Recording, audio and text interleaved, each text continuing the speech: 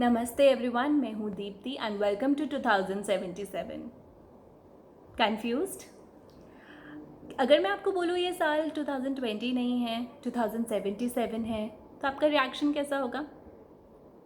और अगर मैं आपको बोलूँ ये 2077 के साथ साथ 1942 भी है तो? और अगर मैं ये भी बताऊँ आपको कि ये साल में 12 नहीं 13 महीने हैं, तो आपको तो लगेगा कि आज तक पढ़ाई क्या था, स्कूल में क्या पढ़ा रहे थे, है ना? But I will tell you something really interesting. पर उससे पहले मुझे आपको थोड़े से टाइम कीपिंग के बेसिक्स बताने पड़ेंगे।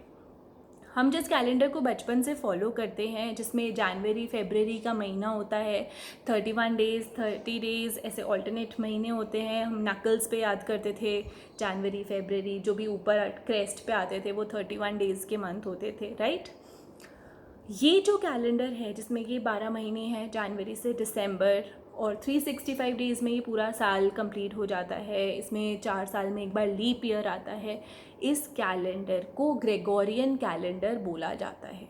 ये अभी तक का मोस्ट एक्यूरेट कैलेंडर है और इसीलिए वर्ल्ड वाइड फेमस है और सब लोग इसी को ही फॉलो कर रहे हैं।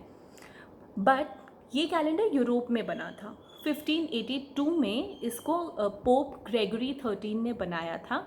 इससे पहले जो कैलेंडर फॉलो होता था वहाँ पर वो Julian calendar during the time of Julius Caesar, जो आपने क्लास 10th में जूलियस सीजर का प्ले भी पढ़ा होगा।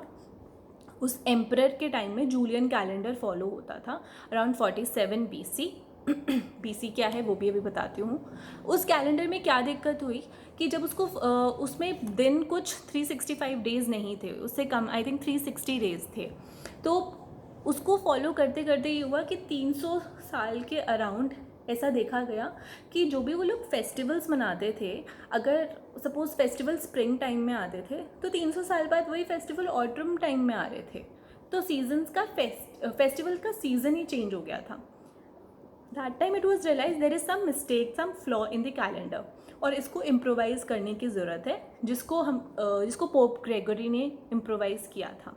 अब जब ये कैलेंडर इम्प्रोवाइज़ हो गया, बन गया, तब टाइम को डिवाइड कर दिया गया था 2 हिस्सों में, जिसको हम आज AD और BC की तरह जानते हैं। AD is Anno Domini, BC is before Christ. क्या है ये? तो हर चीज़ को नापने के लिए, मेजर करने के लिए या उसका बुक कीपिंग करने के लिए आपको एक रेफरेंस पॉइंट चाहिए होता है। इस कैलेंडर का रेफरेंस पॉइंट है the birth of Jesus Christ, यानी ईसा मसीह का जन्म, जो अप्रॉक्सीमेटली 1 AD में हुआ था। ईसा मसीह के जन्म से बाद के वक्त को anno domini after in the year of Lord बोला जाता है, और उस हिसाब से हम इस वक्त 2020 AD में जी रहे हैं। ठीक है, आजकल AD नहीं यूज़ करते हैं, आजकल CE कॉमन एरा यूज़ करते हैं, जो कॉनोटेशन है, एक्रोनिम है इसका। इससे पहले का समय, यानी जीसस क्राइस्ट के जन्म से पहले के समय को बिफोर क्राइस्ट कहा जाता है। और यहाँ पे जो गिनती रखी जाती है वो 1 2 3 नहीं, बल्कि 3 2 1 इस साल में रखी जाती है। यानी पहले 3 BC आया, फिर 2 BC, फिर 1 BC, ठीक है, और 1 BC के बाद आया 1 AD which is the year of the birth of Christ. हालांकि इस पर भी कंट्रोवर्सी है कि जीसस क्राइस्ट 1 AD में नहीं, बल्कि उससे भी कुछ 6-7 साल पहले पैदा हो गए थे, but let's leave at this point only. तो अभी ये क्लियर है कि हमारा जो भी टाइम है वो AD और BC में डिवाइडेड है। AD में 2019 के बाद 2020 आएगा, लेकिन BC में 2020 के बाद 2019 आएगा।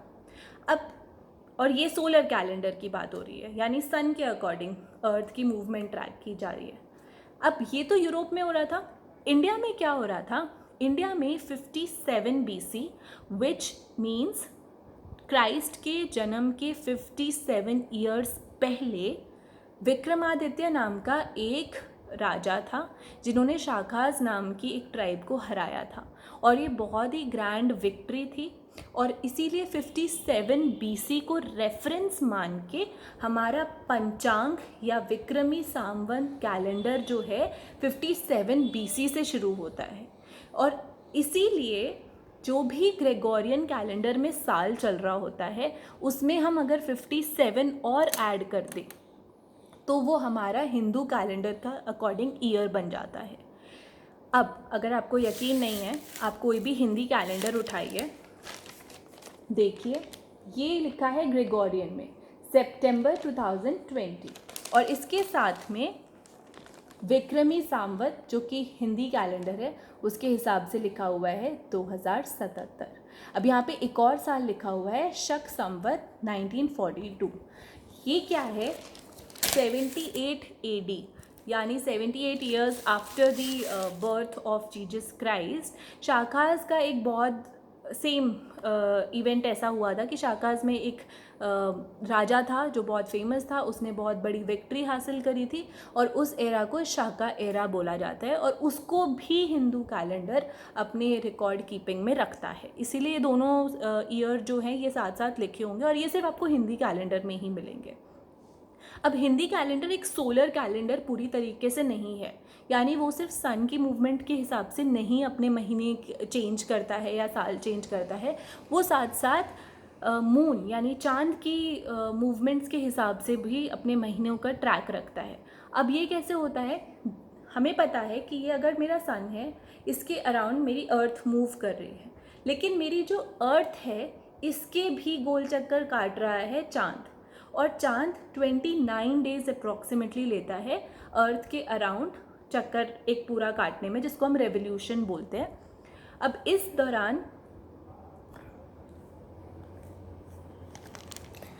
दौरान क्या होता है कि हमें चांद का फुल फेस भी दिखता है और चांद बिल्कुल नहीं दिखता। जब वो फुल फेस दिखता है उसको हम पूर्णिमा बोलते हैं, जो हर 15 दिन में आती है, और दूसरा जब चांद नहीं दिखता उसको हम अमावस बोलते हैं। ठीक है, new moon and full moon, new moon is Amavas and full moon is पूर्णिमा। अब क्योंकि 29 डेज़ में मून एक चक्कर कंप्लीट कर लेता है, तो हमारे जो हिंदू कैलेंडर के अकॉर्डिंग महीने होते हैं वो जनरली 29 डेज़ के होते हैं। ओके, तो अर्थ के अराउंड जो मून है वो अप्रॉक्सीमेटली 29 डेज़ में एक पूरा रेवोल्यूशन कंप्लीट करता है।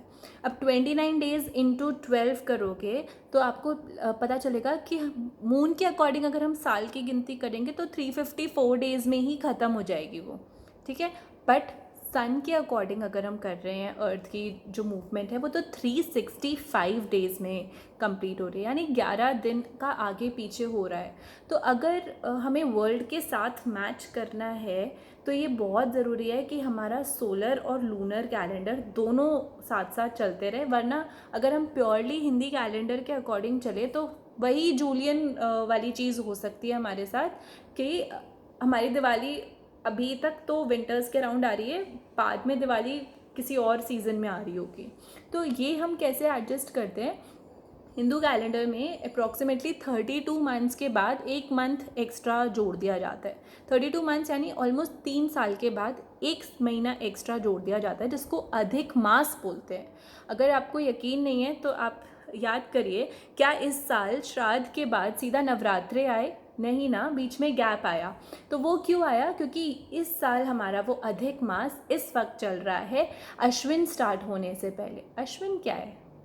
हिंदू कैलेंडर के मंथ्स जो हैं, अगर आप इंटरेस्टिंग लगेगा अगर आप इसको याद करना शुरू करेंगे तो चैत पहला महीना होता है, उसके बाद आता है बैसाख, फिर आता है जेठ यानी गर्मी का महीना, फिर आता है आषाढ़, सावन, भाद्रपद या भादो भी बोल सकते हो आप उसको, फिर अश्विन, कार्तिक के महीने में दिवाली आती है, फिर माघशीर्ष, पौष, मघ, और लास्ट है फागुन जिसमें आती है होली। अब ये तो हो गया हमारा हिंदू सकते हैं। ऐसे ही अगर आप गौर से हिजरी कैलेंडर के बारे में पढ़ेंगे, which is a Muslim calendar, you will also find it very interesting, क्योंकि उनका तो प्योरली लूनर कैलेंडर है, सिर्फ मून की मूवमेंट्स को ट्रैक करता है, और इसीलिए उनके जो सीजन्स हैं हिजरी कैलेंडर में, हिजरी इज़ द इवेंट जो 622 AD से ही शुरू हुआ था। 622 AD में prophet Muhammad he moved out of Mecca and he went along with his followers to Medina. इस इवेंट को हिजरी बोलते हैं और इसलिए मुस्लिम कैलेंडर को हिजरी कैलेंडर बोलते हैं। I am still reading about it. तो और इसमें एक महीना होता है सफ़र नाम का, जिसमें आप सफ़र कर सकते हैं, और एक मंथ का नाम और है जो आपको मुझे बताना है कि वो कौन सा मंथ है जिसमें सफ़र करना या जर्नी करना बिल्कुल प्रोहिबिटेड होता है। अब ये जो लूनर कैलेंडर्स होते हैं ये इम्पॉर्टेंट इसलिए भी है हमारे हिंदू कैलेंडर के हिसाब से, क्योंकि इसमें पूर्णिमा और अमावस का बहुत बड़ा रोल है। अमावस में अगर आप प्रॉपर हिंदू हैं और नॉर्थ इंडियन हैं, I am not sure about south Indians, but north Indians अमावस पे हमेशा अपने पितरों के लिए या फिर जो फैमिली मेम्बर जा चुके हैं उनके लिए खाना रोटी सुबह सुबह नहाकर सबसे पहले निकालते हैं, और ये बिलीव किया जाता है कि वो सीधा पुण्य उनको पहुंचता है। ठीक है, तो अमावस इस तरीके से इम्पॉर्टेंट है। ऐसे ही चतुर्दश जो होता है, गणेश चतुर्थी होती है, हर महीने आती है, ये मुझे मेरी भाभी से पता चला। तो जो भी आपके डेज़ होते हैं वो हर डे का एक वैल्यू होती है, और वो जो डेज़ होते हैं वो स्टार्ट होते हैं आपके मून के फेज़ के अकॉर्डिंग। तो अप्रॉक्सीमेटली 14-15 दिन में एक बार फुल मून आपको दिखता है यानी पूर्णिमा, और 14-15 दिन में आपको बिल्कुल अमावस या न्यू मून दिखता है। मुझे बताइएगा आपको ये इन्फॉर्मेशन कैसे लगी, थोड़ी लेंदी थी शायद, but I thought I share with you, क्योंकि मुझे आज तक हमारे हिंदू कैलेंडर के बारे में इतना नहीं पता था, एटलीस्ट स्कूल टाइम तक।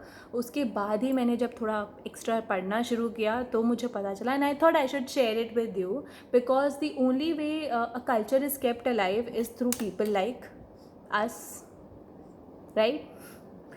ठीक है, मिलते हैं नेक्स्ट वीडियो में, और मुझे प्लीज़ अपना फीडबैक दीजिएगा। और अगर आपको मेरा चैनल पसंद आ रहा है, please like, subscribe and share and comment, and even if you are not liking, you are disliking my videos, please give me a review as to why, so that I can improve on my work.